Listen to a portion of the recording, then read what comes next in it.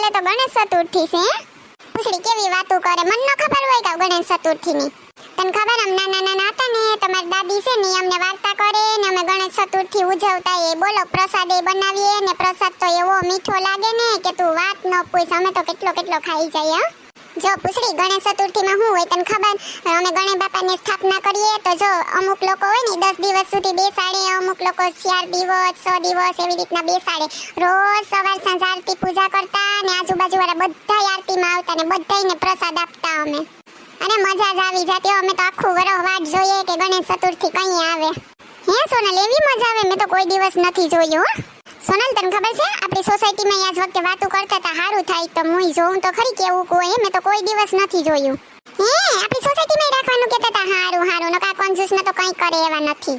ને પૂછડી વિસર્જનમાં તો એવી મજા આવે ને, ઢોલ નગારા ને અત્યારે તો હવે ડીજે ની ફેશન આવી ગઈ કે બધું લઈને જાય એવા ડિસ્કો કરતા જાય ને ગણપતિ બાપા મોરિયા ઢીમા લાડુ સોરિયા એમ કરતા બધાય કેવા વિસર્જન કરવા જાય એવી મજા આવે ને વાત ન પૂછતું હો. સોનલ આ ગણેશ ચતુર્થી શું કામ મનાવવામાં આવે એનું કઈક કહે તો ખરી ને વાર્તા હે કેની મને? પૂછડી તું તો કેવી છે તને એટલી નથી ખબર પડતી. એક્ચ્યુઅલી માં છે ને સોનલ અમે લોકો સિટીમાં રહીએ એટલે મને એટલી બધી ખબર ન હોય. ગામડાવાળા તો આ બધો તહેવાર બહુ ધામધૂમથી મનાવે એટલે તને તો ખબર જ હોય હે? અરે હા મને તો બધી ખબર હોય, મારા દાદી ને દાદા ને બધાય વાર્તા કરતા ને એટલે ખબર ને મેં તો બધું જોયેલું છે.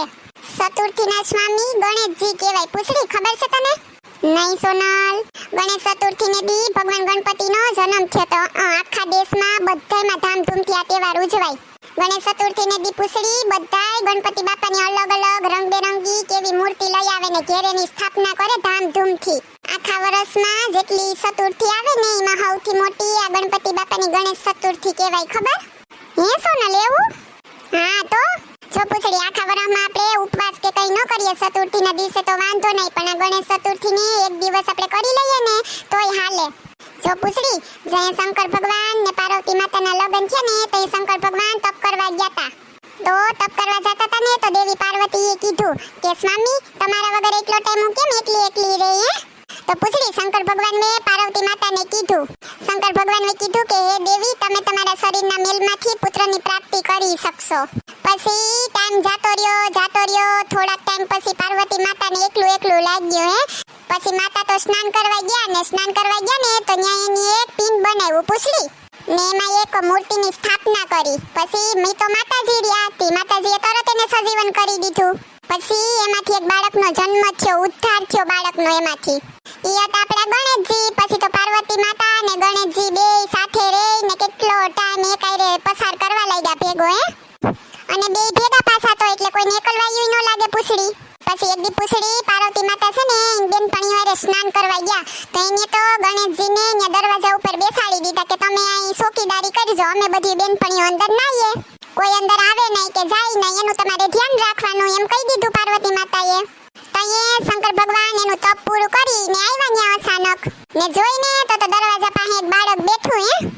શંકર ભગવાન તો કે આ કોણ છે? શંકર ભગવાનને અંદર જાવું તું તો બાળક અંદર જવા ન દે, કારણ કે ગણેશજીને માતા પાર્વતીએ કીધેલું કે કોઈને પણ અંદર આવવા ન દેવાના, અમે સ્નાન કરી ન લઈએ ત્યાં સુધી. તો પછી ગણેશજી તો એની માતાના યાજ્ઞાનું પાલન કરે જ ને કા પૂછડી?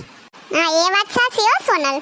શંકર ભગવાને પૂછડી કેટલા સમજાયું હોય બાળકને જે ગણેશજી હતા કે અંદર જવા દે મને અંદર જવા દે, પણ ગણેશજી એકના બે ન થયા, એને જવા ન દીધું. પછી શંકર ભગવાનને આવી ગયો ગુસ્સો. શંકર ભગવાને તો એ તારીનું ત્રિશૂલ ઉપાડ્યું ગુચ્છામાં અને ગણેશજીનું માથું કાપી નાખ્યું. હે પછી શું થયું સોનલ?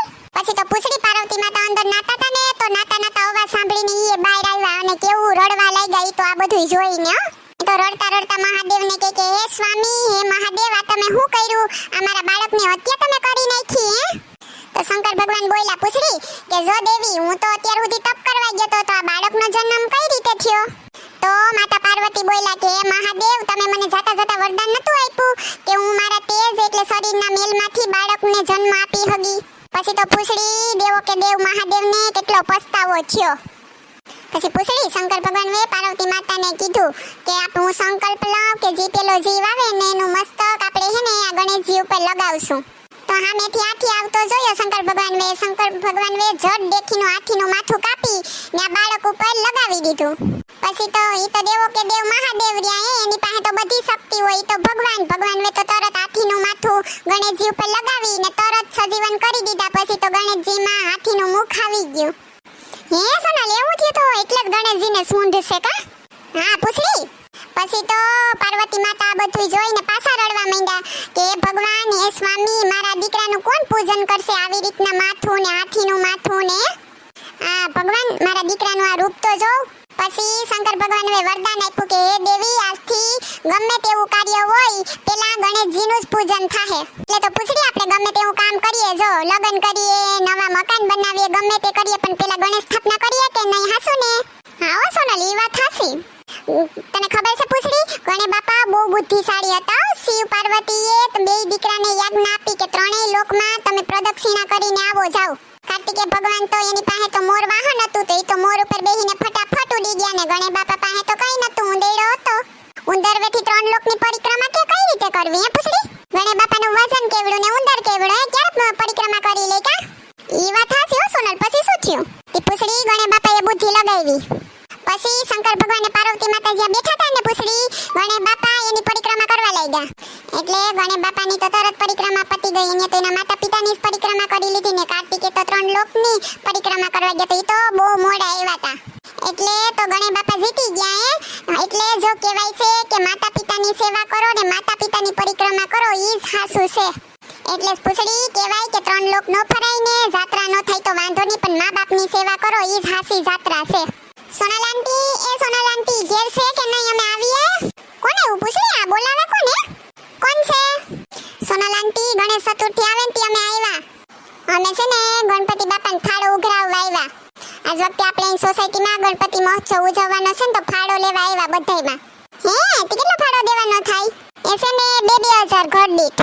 હે હા, કઈ 2000 હોતા હે કામ? ઘર દીઠ આખા ગામનો ઘર દીઠ 2000 રૂપિયો, કેવડો રૂપિયો થયો? તમે ઈ તો વિચાર કરો.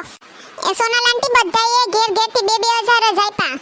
હા મને ખબર છે, ઈ તો છે બધાય ભોરી ભાભી આપે જ ને. 2000 રૂપિયા બધાય ઘર દીઠ લીધા. તે એવડી મૂર્તિ તમે તો નથી લઈ આવવાના. આમ ને આમ હું તો બધાને 2000 રૂપિયા દીધે રાખી ઘર જઈને ઓહરી રહી. જો હાસુ કામ તમારે જોતા હોય ને તો 151 લઈ લો પ્રેમથી, નકા કઈ નહીં. 2000 કઈ નહીં મળે, નહીતર વેતી ના થાવ. હાલો ઉપડો જટ. હાલો ભાગ્ય પલતો ના, એમે કઈ નહીં મળે. કંજૂસ છે સોનલ આંટી હાવ. એ ખહુરિયા, હું બોલ્યો? બોલતો પાછો. હે હું બોલ્યો? કંજૂસ કોને કહે? એ ઉભો રે ખહુરિયા, ઉભો રે. હા કંજૂસ સોનલ આંટી. કંજૂસ નો દીકરો થાતો જાવા દેની. હવે કઈ 2000 હોતા હે કાં? તો આવતા વર્ષે તમે તન લી હોતી. કઈ દયા દેવાના અમારે. જો તમને અમારો વિડિયો પસંદ આવ્યો હોય તો અમારી ચેનલ ચીબલીની મોજને લાઈક કરો, શેર કરો એન્ડ સબસ્ક્રાઇબ કરો. Thank you. અને હા, આવા નવા વિડિયો જોવાનું